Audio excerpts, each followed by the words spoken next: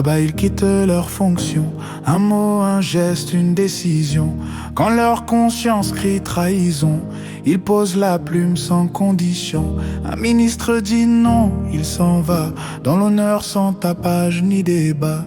Mais non, ici c'est silence, loyauté à l'extrême. Même si le cœur hurle, on reste quand même. Pourquoi là-bas ils partent? Pourquoi en Afrique on reste?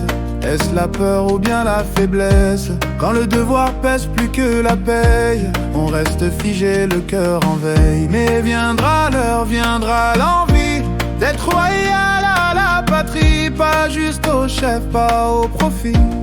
Un choix d'âme, une vraie survie.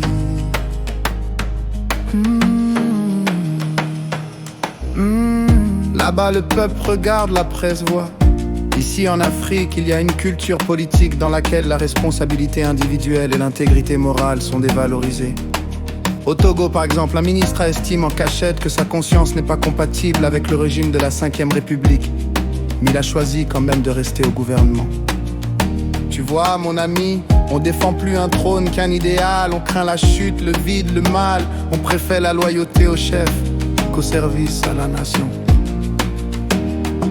Pourquoi là-bas ils partent? Pourquoi en Afrique on reste?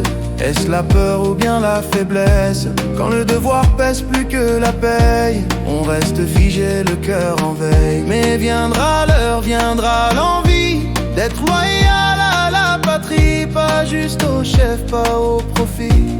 Un choix d'âme, une vraie survie.